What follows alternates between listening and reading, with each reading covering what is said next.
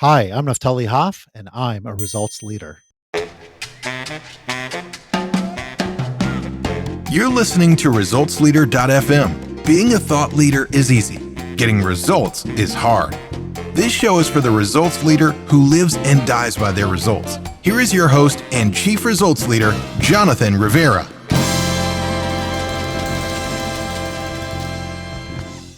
Yes, y'all. It's time once again for another ResultsLeader.fm. Welcome to the show. We are the only show on the internet dedicated to results. So if you're here, you must be one of us. Welcome, friend. Glad you're here. Today, we're joined by Mr. Naphtali Hoff, who helps busy executives go from overwhelmed to over-delivered. He's the president of Impactful Coaching and Consulting, and he is an all-around good dude. Let's jump into the interview. Naphtali, welcome to the show. Glad to have you here. Are you ready to rock this thing? I absolutely am. I'm so excited.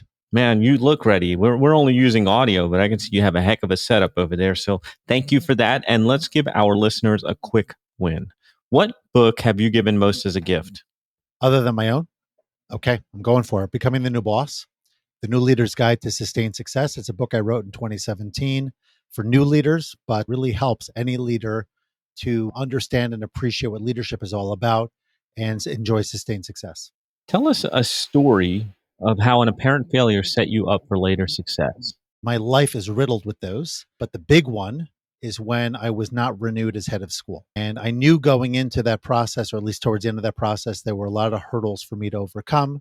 Made a ton of progress, gained a tremendous amount. At the end of the day, it wasn't enough. And that allowed me to move, or at least sort of forced me into a new career direction of coaching and consulting, which is what I do today. And I was able to leverage everything I learned about leadership and helping now leaders of all types, businesses, non-for-profits, just be better leaders through understanding change management, understanding people, building equity, understanding the relational and trust components critical to leadership and creating strategic vision, all of that stuff. And it only emerged because I had to work so hard to become a better leader in the moment.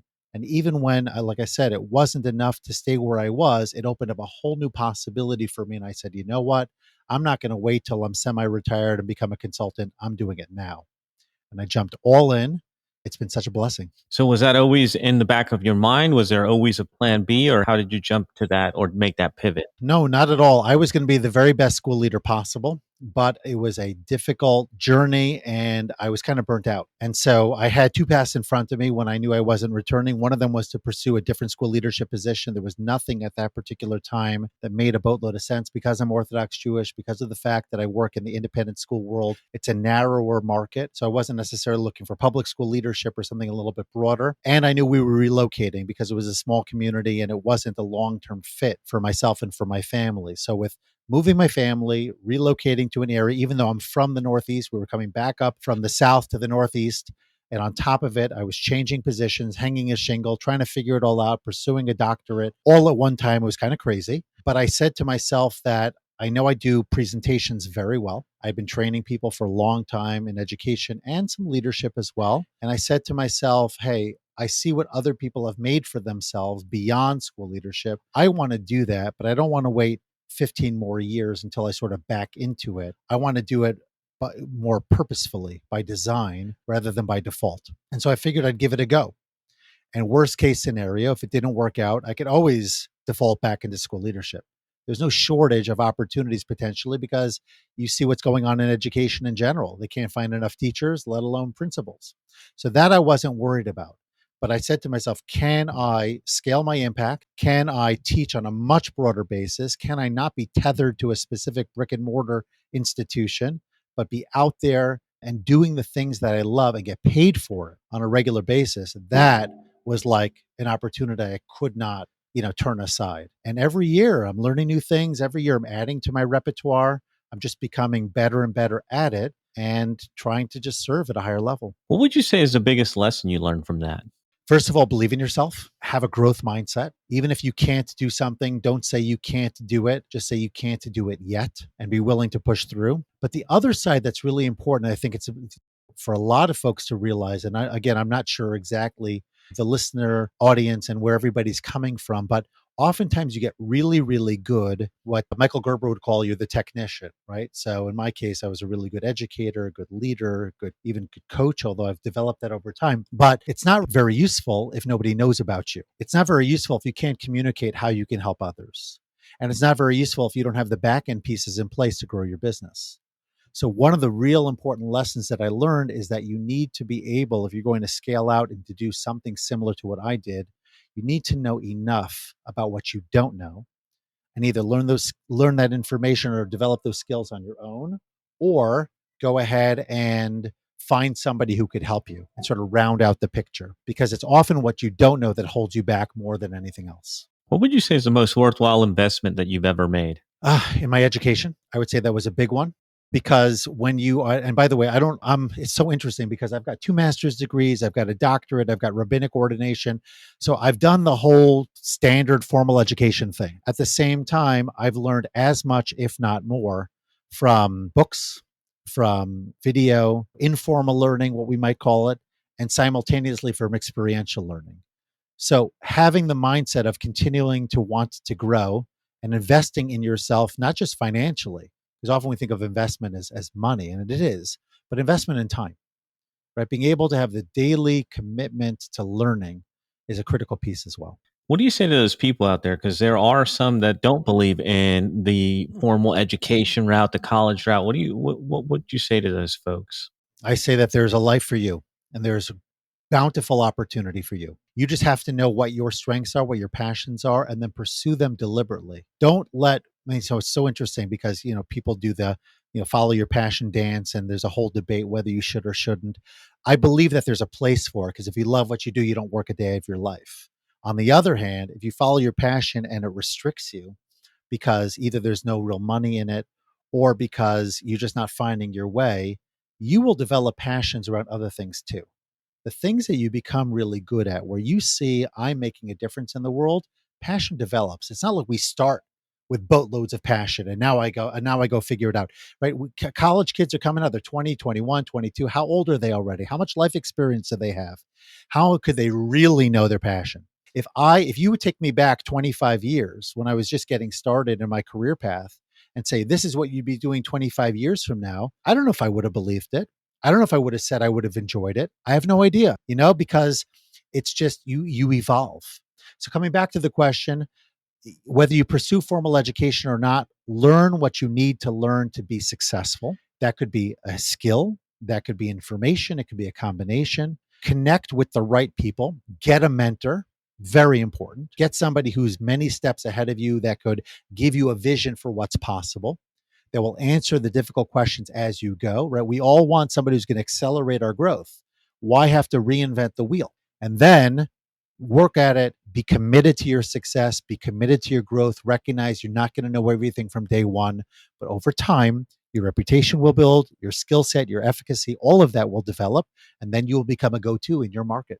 In the last 5 years, what new belief, behavior, or habit has most improved your life? The move from motivation to discipline. That oftentimes we think that we're going to be motivated to do X, Y, or Z, and that's going to be enough. That'll sustain me. It's kind of funny because I do bill myself as a motivational speaker, and I can be motivational, but I also believe in my heart of hearts that motivation without the daily disciplines is very, very limited in its value, right? The reason I get up every day early to do my exercise, followed by my prayers, followed by a quick breakfast, followed by study with 2 of my sons who both live abroad, one in Israel, one in the UK. And we do Torah study in the morning before I do anything else of significance.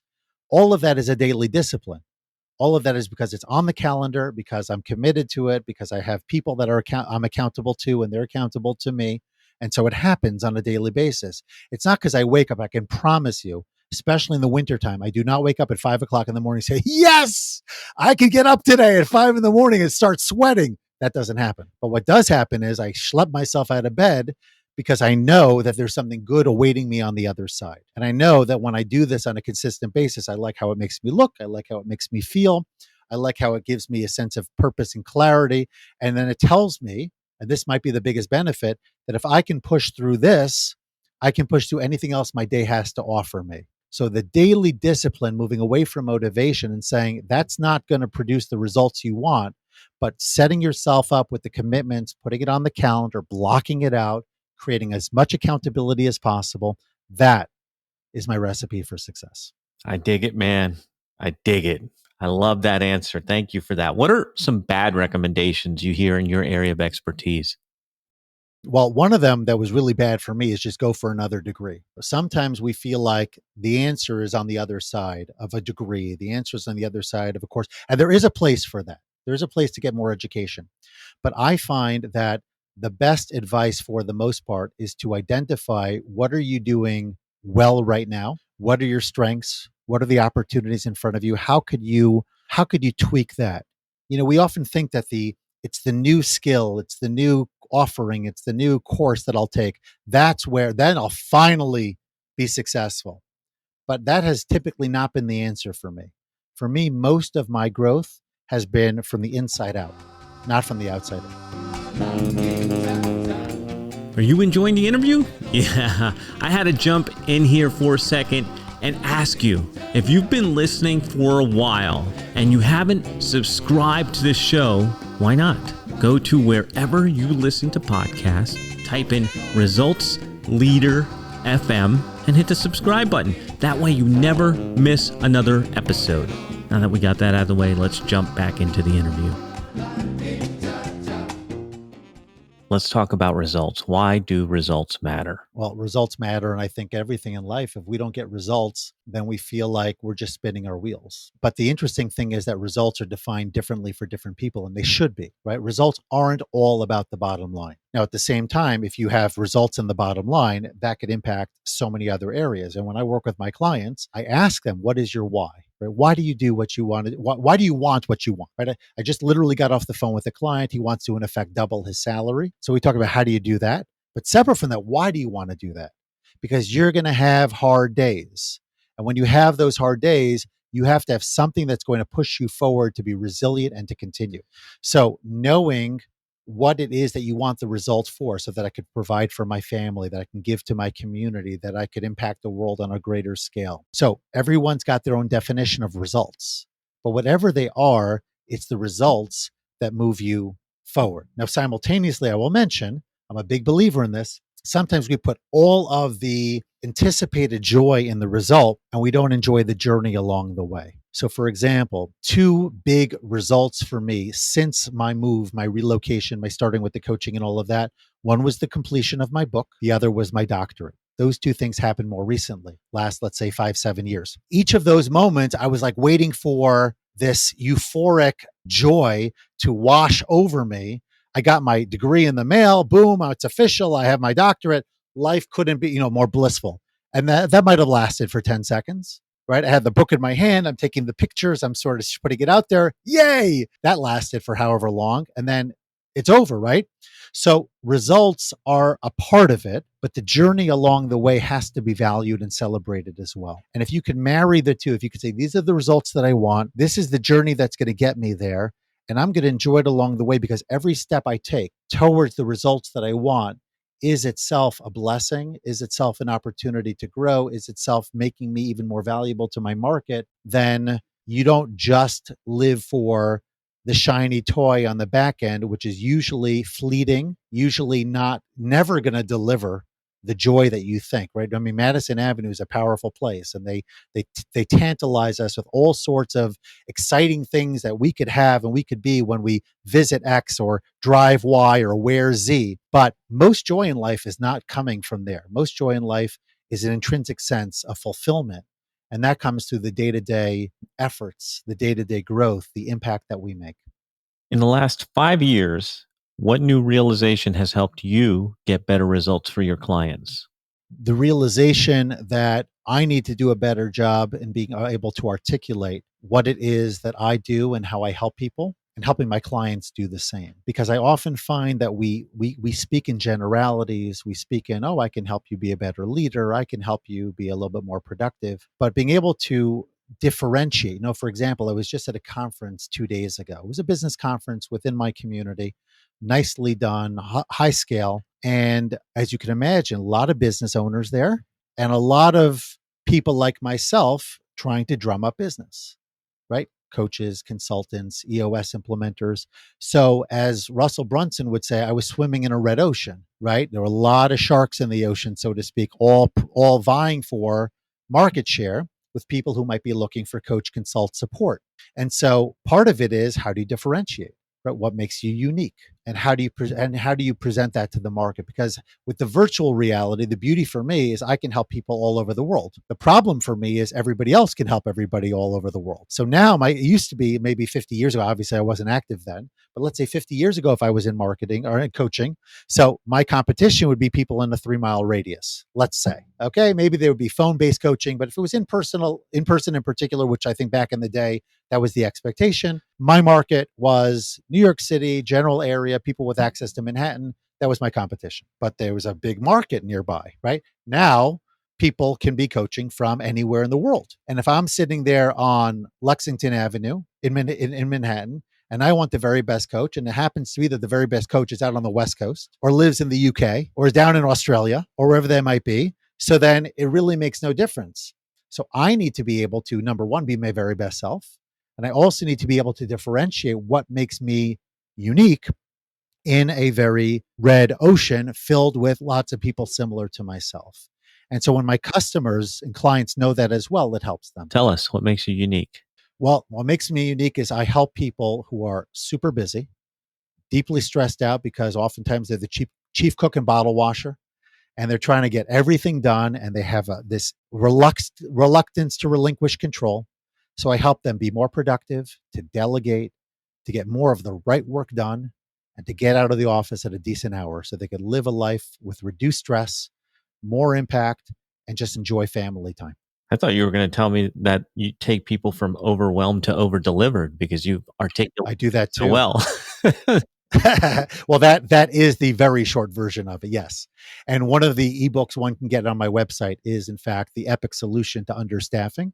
I've got one for small business owners, one for nonprofit leaders. Same basic messaging, same basic content, but nuanced for each individual group. What area of your business would you like better results? I would say sales is always a big one. Being able to consistently not only make the time, but to find the right people that I can help and have very purposeful calls.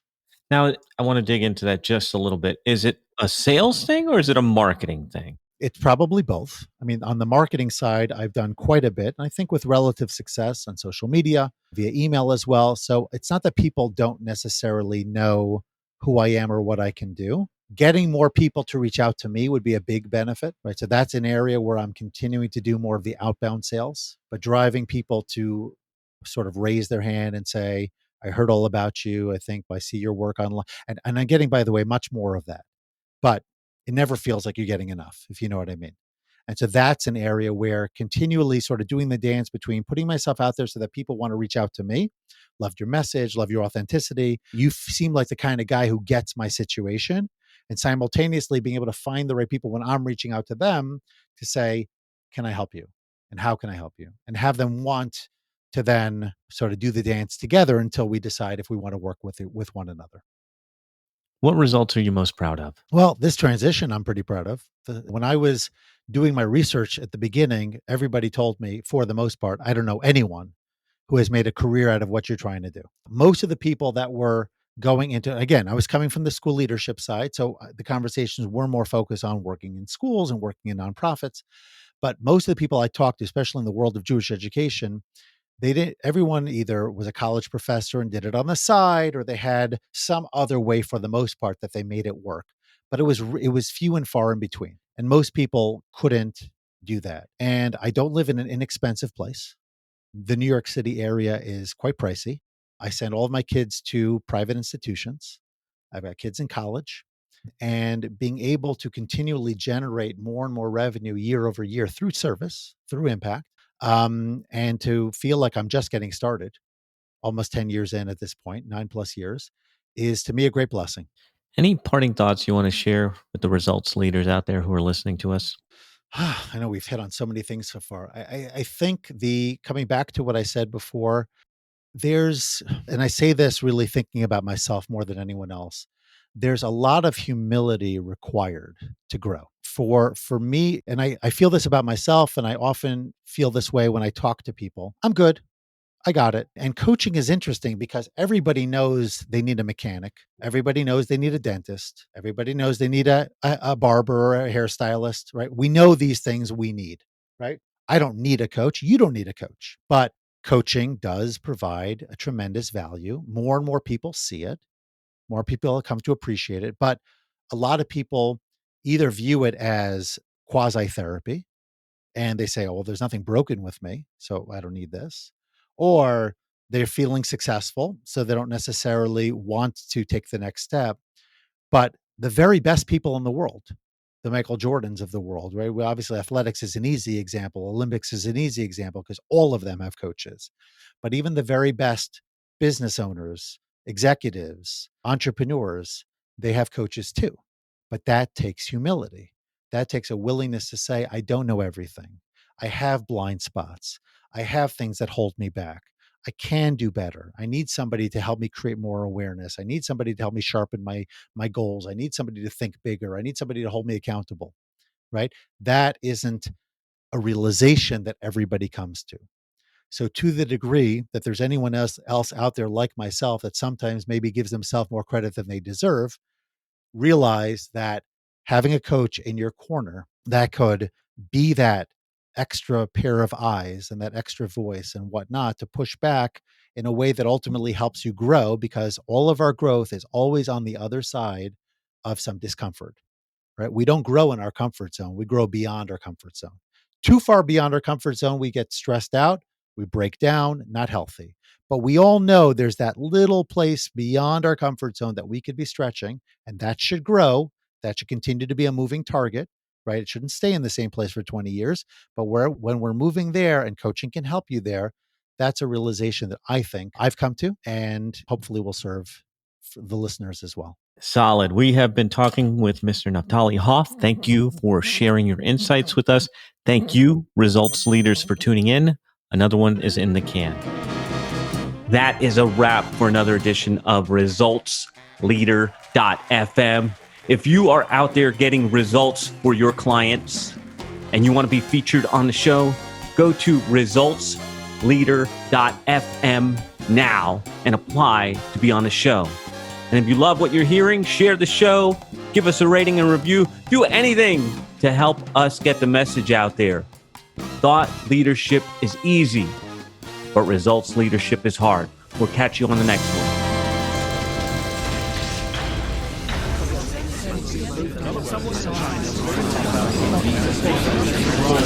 This program is brought to you by thepodcastfactory.com.